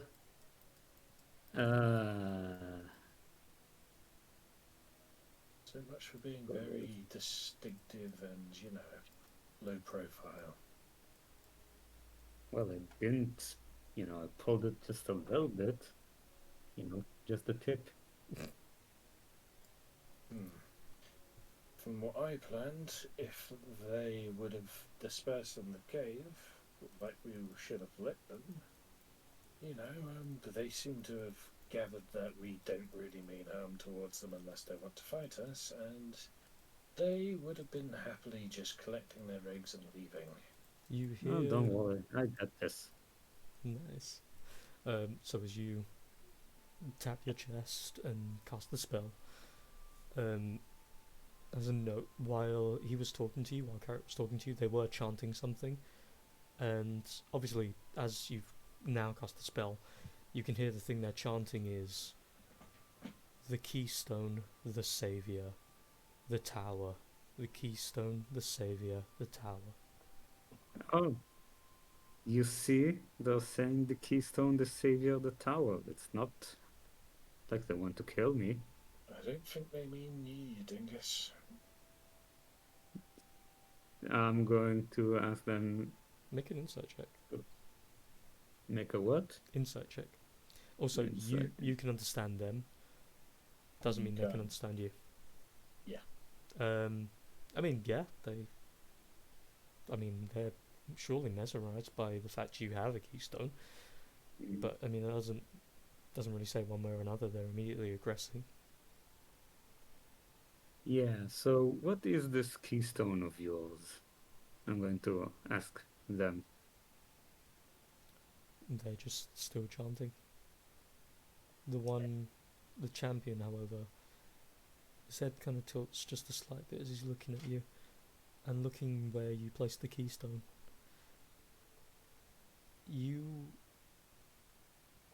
You hear from him. Your appearance is different. Your what? Your appearance is different. What do you mean by that? You see the head tilts a little to the right. The eyes squint just a little bit. You can understand me now. Interesting.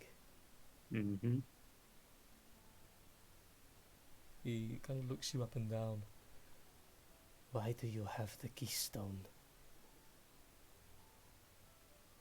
It's not the same as yours, I presume. You have a different one.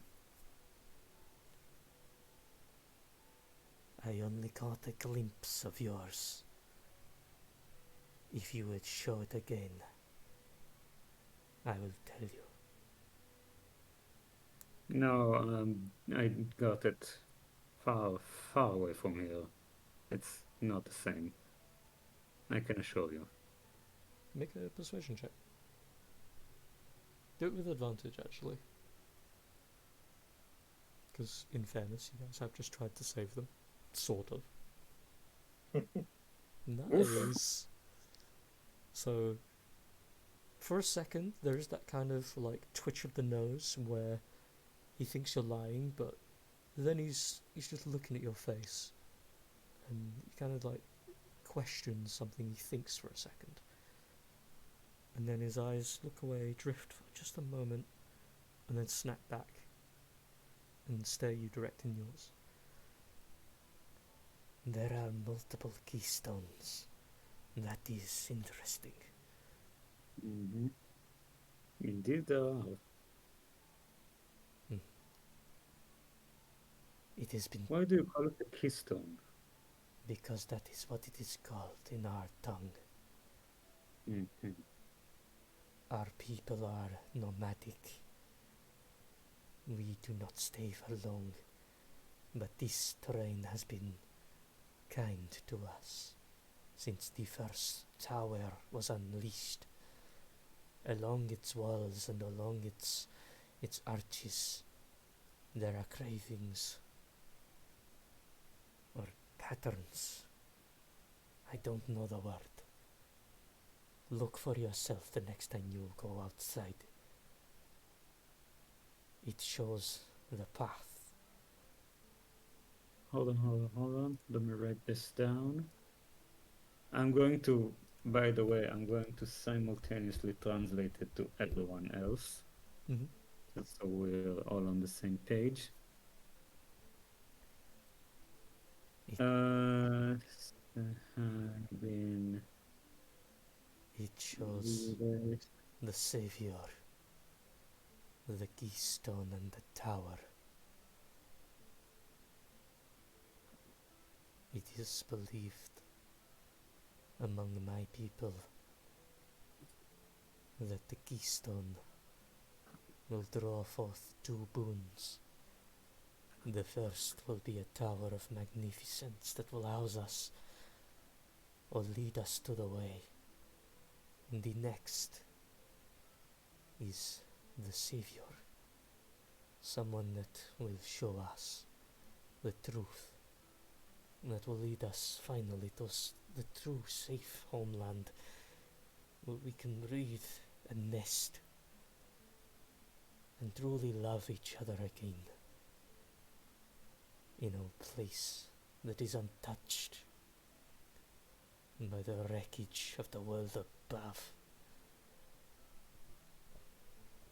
You do not look like the savior, but I cannot deny you come from the tower with a keystone.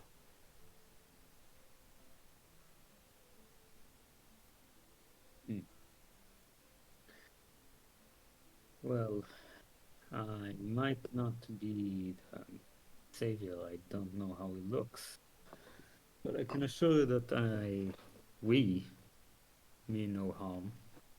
And considering your, you know, issue, like you said, that you're looking for a place to call your home, you could say that we have a mutual benefit with that, because let's just say that some people around told us to help you with that.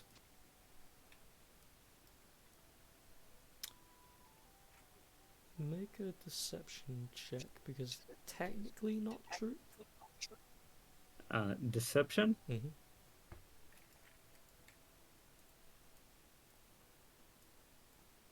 Ah, fuck. So he kind of looks at you as you say that. I will deign to believe your intentions are pure, but you do not seem to be being honest. Why are you here?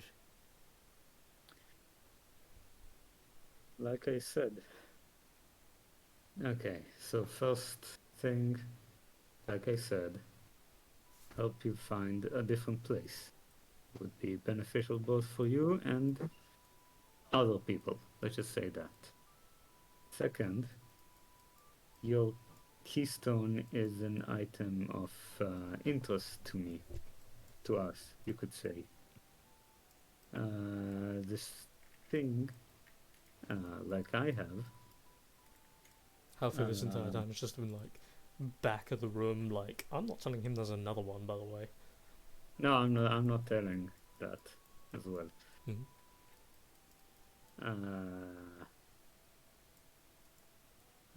Where was I? This thing, let's just say that I have a history with it, and since I'm going to go here, of course. Mm-hmm. Let's just say that I would like to examine it a bit closer.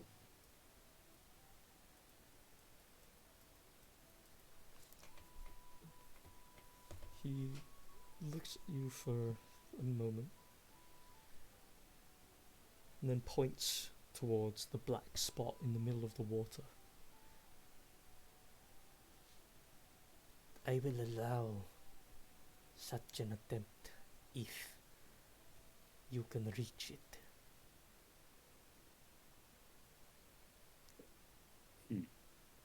So you're saying that's in there, and I point my finger. He nods. And then turns, looks toward the water. You see the trident on his back, he pulls it off out of its little bits of lodging, motions toward the water, and you see this circular stirring in the middle of the water begins, and then it starts to grow outward from 5 to 10 to 15 to 20 feet until it's this small whirlpool. And you see as the water stirs, the colour clears just a little bit for a second. And as you're looking down, you have a good enough height that you can look down deep enough. And you see a good 60 feet at the bottom of the swirl of the whirlpool. There's still more water to go. The waters are immense and long. I do not believe we have ever exchanged a touch of the ground, the expanse beneath, but held within a nest floating in the water, you will find the keystone.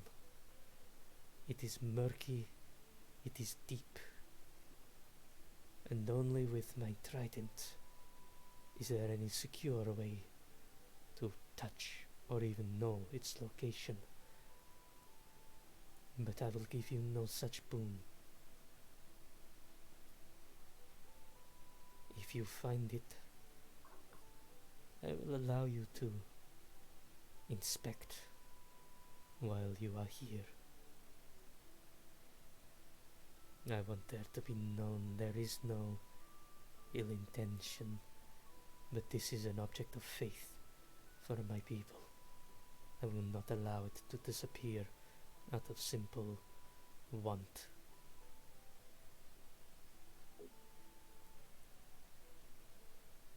I'm going to think fuck for myself, and I would tell him, wait, so we can only go there with your trident. Am I correct? Who said I would give you my trident? I didn't ask if you would give it. I asked if only with your trident we can get closer. It makes it a lot easier to find. Yes. Would you accompany us? You said you never saw it. The keystone? I've of course seen the keystone. It's just it moves around. I choose not to interfere with it. Would you accompany us? Make a persuasion check.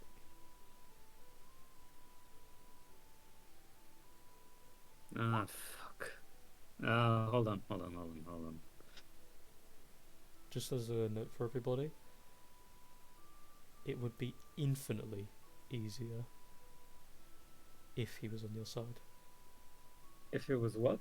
If he was on your side. If he went down there with you. Finding it would be infinitely easier. Just in case anyone wanted to try and help you with that. Yeah. I'm gonna use the inspiration for that. Okay.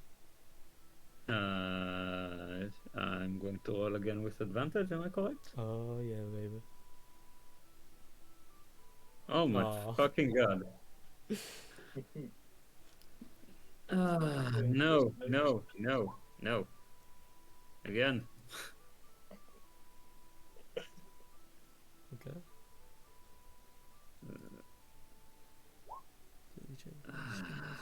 Oh, it's sorcery points. Okay. So, as he's looking at you, and you make them attempt. There is something of a grin you can kind of see behind the iron mask. But he kind of stares, sheathes the trident back. And this will be the test for you. Not for I. Prove yourself. May the waters be kind, and the creatures that lurk within not find you tasty. Listen. We're going in there. With or without you. With your help it would be much easier, and with your, watching eye, you can make sure we don't do anything you don't like. This would help for you too. Well, I am not worried. There is nowhere you can go down there as air breathers that would allow either your escape or your life without having to come back ashore. So I will gladly wait. if you find yourself escaping with my keystone, not only will you make an enemy of me, you will also have my respect.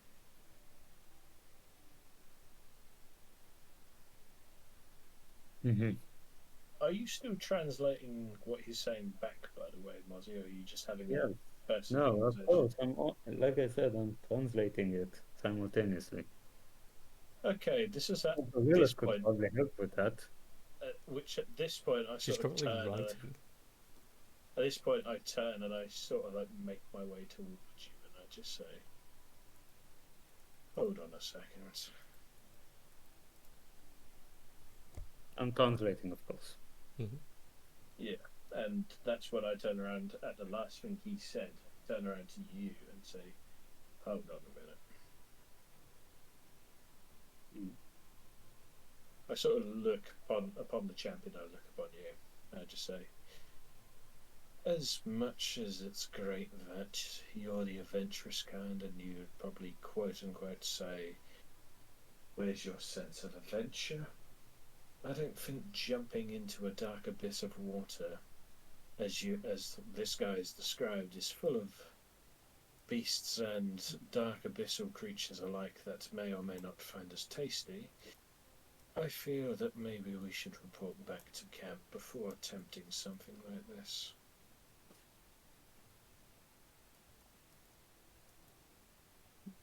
You see, as I contemplate everything, like several thoughts racing in my head simultaneously. Also, sorry if I can interject. Mhm. If memory serves, when someone uses a pentacore or keystone, it becomes bonded with them. They can't get rid of it. And considering that this keystone is important to them, if any of us use it, we're stuck with it. We can't get rid of it. So if this is important to them, it could give them reason to come with us if it bonds with him. By the way, just as a sly reminder, these guys are packing up their children and leaving. Yeah. So by the time you guys get back, they'll probably have taken the keystone with them.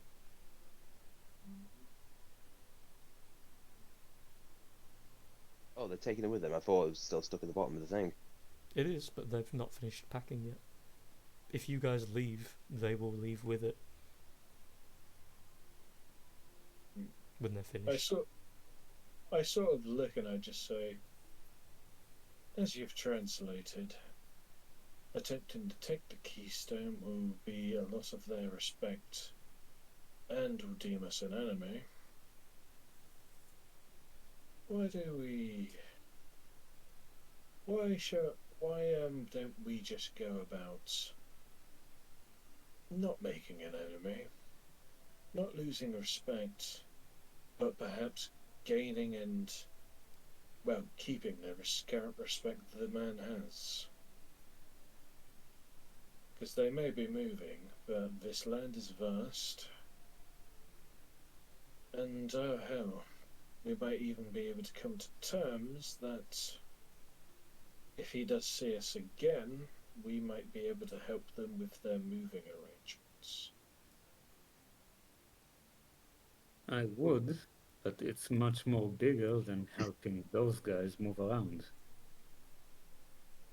Plus, we don't necessarily need the keystone, do we? Not If right memory now. serves, if memory serves, Halfir and Sol's pentacores did activate some kind of mechanism which allowed them entry to this area, so it could get us through to the tower. The keystone is just another key. He's got a point.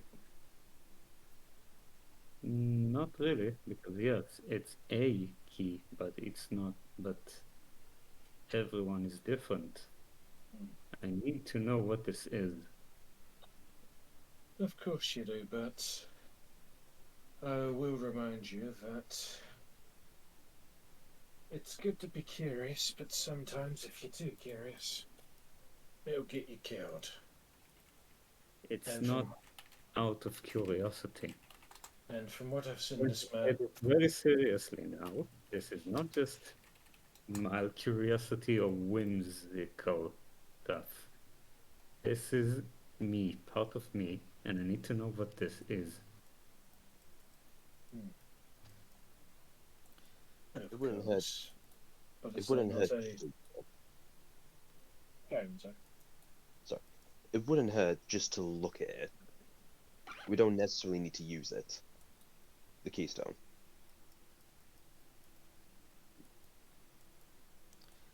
Yes, but once I get there, I can promise that I'm not going to try and take it. I'm going to be completely honest with you on that. Well, if that is the creed that you are stating here, it doesn't really make you much different compared to these guys we've just fought. The thing is, I'm not really happy to kill them, and I'm not doing it for the greed of money. No, you're doing it for power. No, absolutely not. How did you get that idea?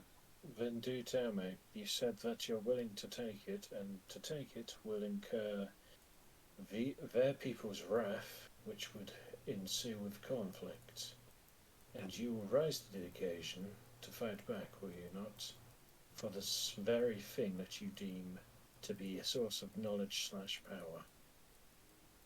That makes you no difference to people that greed over things. It's not a source of knowledge and power. No, but it's a I mean, slippery yes, step. it gave me some powers, but it also changed stuff, you could say. But at what cost to them? Alfie makes a very loud, like, clap behind you and goes, as fun as it is to talk philosophies all day long about power and all of that, we have better things to be doing, and obviously I side with Sol. Believe it or not, these things are too important to be left unchecked. If they are as strong as I believe, and they are part of the old gods, we don't want these creatures holding on to them like they're nothing. I don't care about anything to do with them. I don't honestly even really care if it kills them. But we can't leave it with them. One way or another. If Sol is going down there, I'm going down there with him and collecting it. If you want to do this the peaceful way, we'll do it the peaceful way. We can try and slight it away from them. But I'm taking it with me. It is a relic. It is too important. And like you said, if it is a key, I want to know what it unlocks. These towers are popping up more frequently ever since we awakened the first. I don't know if that's coincidence or not, but they're important. But if memory serves, someone has just unlocked this tower without the keystone. Or So it's not necessary to have all the keys. Or was it already here? And someone has just unlocked another?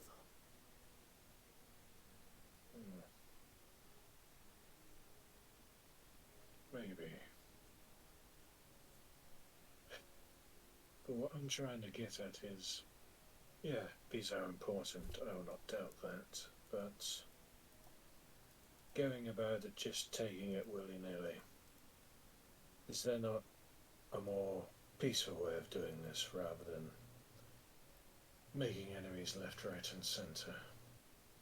You heard him. We either earn his respect and attempt to slight it from them, Or we just straight up do it.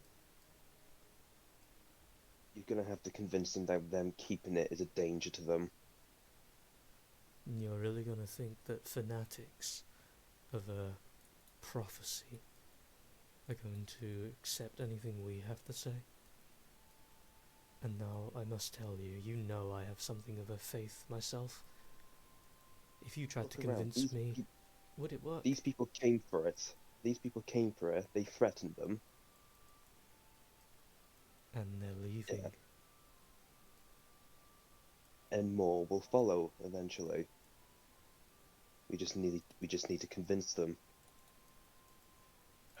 He motions toward the chief, who has actually been listening to you all, by the way.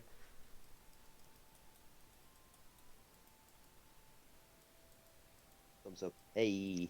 I'm not translating it to him, obviously. He can understand yeah, you. He can understand common, he just can't talk it. Or chooses not to. And obviously you guys can understand him through you and Lilith, because, you know. Mhm.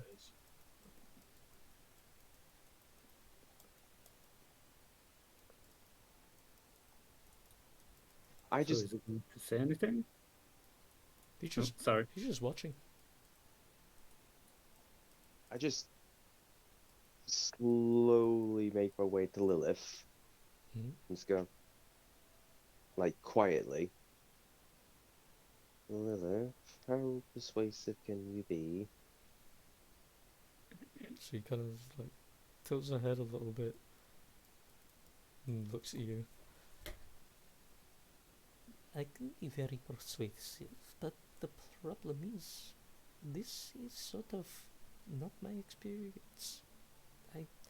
I'm more here for research, not to really mingle. But if you want me to say something, I will. I'm thinking, would I know like her as a vampire? Would she have any hypnotic or persuasive abilities that could help us?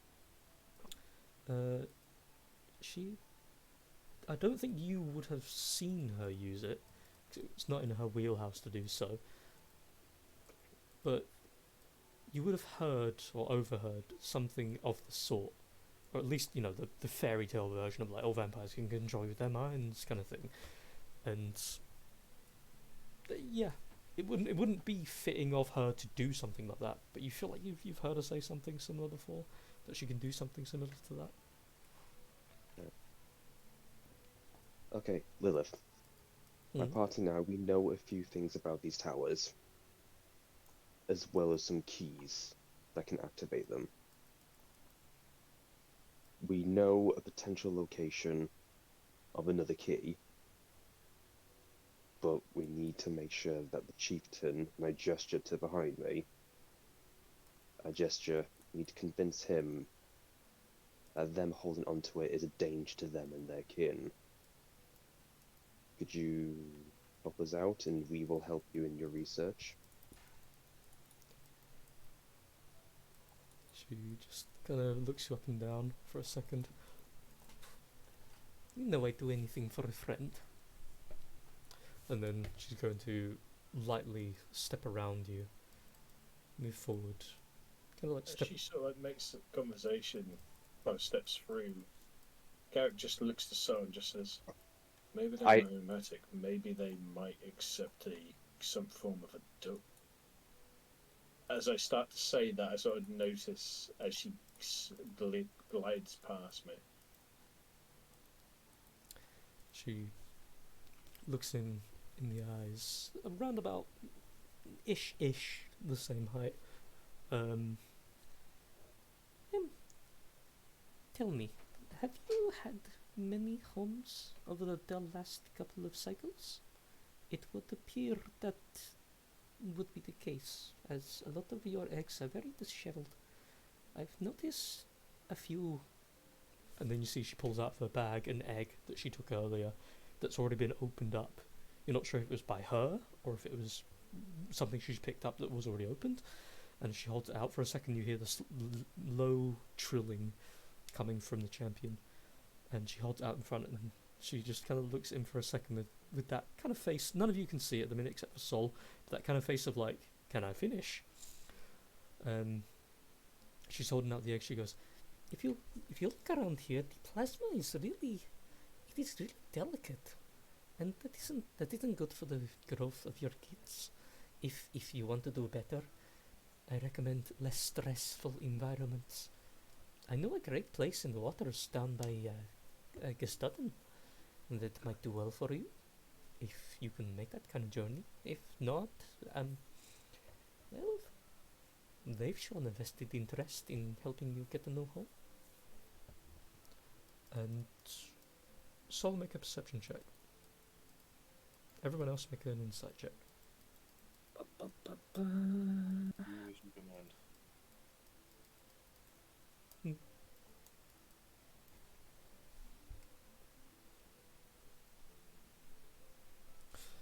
So Mosey, you see, as she finishes that conversation, her eyes are naturally like a dull red. For a flicker of a second, you see them kind of light with a bright redness. Not enough that it's like a flash of light or anything, of any extent, but her eyes' colour deepens into a bloody red for a second, and you look at the champion at the same time as they're in this close proximity, and you see that the champion's eyes also go from a kind of low red to a suddenly slightly brighter red. For everyone else, you can't see Lilith's eyes or his eyes, but you do see as the kind of demeanour shifts for the champion, and the head lowers just a little bit as if he's contemplative, and though a lot of the face is covered in the armour, the body movement and the sudden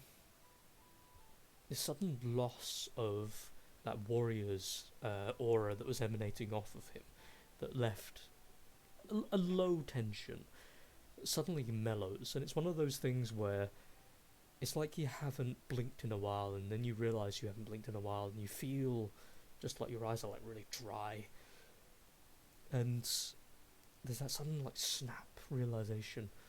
And as you look him over, his head winds back up slowly and he looks forward.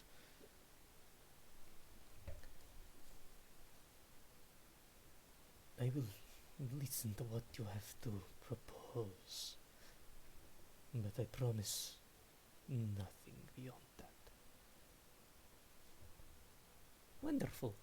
Well, firstly, I don't really want to push the point, but it would appear that people such as my friends and she kind of points behind herself toward where the bodies are currently like bobbing on the water, and other people appear to be coming in droves. I mean, I was sent here to research you and your people, so only more people are going to come. The expedition is trying to populate the land we're on, so it might be better that you find somewhere new without magical artifacts that are drawing people to you. Sorry. And can everyone make me a group persuasion check, please? For those of you that are intending on actually getting them to leave without the orb, those of you that care anyway. Oh,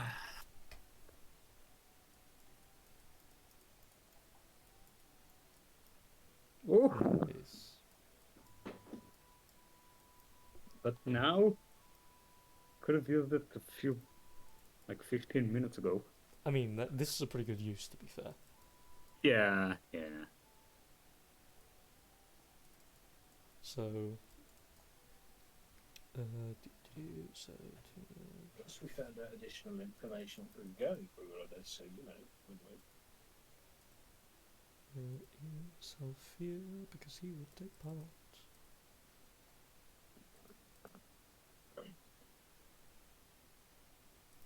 He's got -1. Oh, nat 20 though, fuck. That's so appropriate that the two with the pentacles are the ones that get the best. So yeah. takes a decent bit of convincing. And you're not even fully sure he's up for it, but he sees that she has a point and that you all are attempting to help. He, with his arms to his sides, he slowly reaches for the trident, picks it up and out, and you guys hear for a second as a heavy footprint slams into the ground from behind you from Severus, who's getting his sword ready. Then Lilith just holds up her hand. He pulls the trident out slowly. He holds it in front of himself, shuts his eyes slowly, and for a second the tips of the trident illuminate with this gentle blue. And there's a couple of seconds that go by of silence, and then eventually opens his eyes again, puts the trident back. I will accept under the guise and help that you will lead my people somewhere we can actually live free from the touch of those kinds of people again. They will not like it, but they will listen.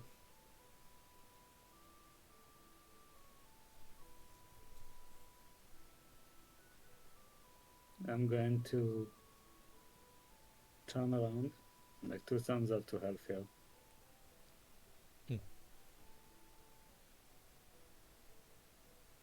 Also, hi Brick, I can now understand you.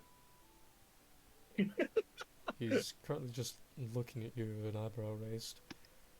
And this entire time he's kind of like, he's been watching, looking at everybody, and it's that kind of, I'm just a background character, this is fine, it doesn't really matter, I don't know what anyone's saying anyway. And then you say, hi Brick, I understand you. And then he kind of just turns and looks at you with that sort of, no you don't, what are you talking about?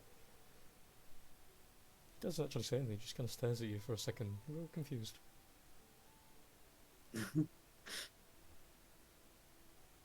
I mean, try me. Later, doesn't matter. He just shakes his head like, what? So, yeah. Is there anything else anyone would like to say? Didn't you say that? Mm-hmm. Yeah, I think I see where this is going. Yeah, I I love thought it. you said I I- thought it would be sooner, but yes, It's fine. I believe no. I believe no would be a good point because we can pick up from what's happening next week. Yes. So, for a vague recap of the last few seconds anyway, you've convinced the leader, the champion, to leave the keystone behind for you. Whether or not he joins you on that excursion is to be decided. Something for you guys to think of next time. His people are currently collecting their children, their belongings, and they're preparing to leave. Without saying the obvious, next session will be an underwater fight or underwater puzzle. Generally speaking, underwater. Quite a lot of water will be involved. water levels. Who's ready to drown? Yay! Woohoo! Yay, fun. Yes. Just a quick note for you all. Lilith does have water breathing, but that can only get so many of you, I believe. I think it's like up to 6. Water breathing. Up to 10! Oh, Hell 10. yeah, even better. Never mind, you're Alright, fine. Yeah, that's good then because I thought it was up to like 6. So yeah, that's good. Oh, so we're all covered Yeah, boy. essentially. Mm-hmm. Range is 30 feet, so we're gonna have to be close. Wait, where's Varnex gone? That is a good question. Where are you? I'm right here. What is it here? Oh, hiding behind Oh. Brick. Behind the shadow of Brick. That is a Quick, everyone, that be is a one. that is a fairly big shadow. Even though we've just got this big ass Chad guy over here who's now here, so that's everyone to show. Because wait, how tall is Brick? Brick. Where is he? Because I think you said he was slightly taller than me, because my character's 5'8". Yes, I believe he was on the better side of 6 foot. Like 6'1", I think he said, but I can't I remember. think, yes. Well, anyway, yeah, that'll be session. Get ready for underwater levels, and I am going to bed, so I'll see you a lot later. Have a good night, man. I wish you luck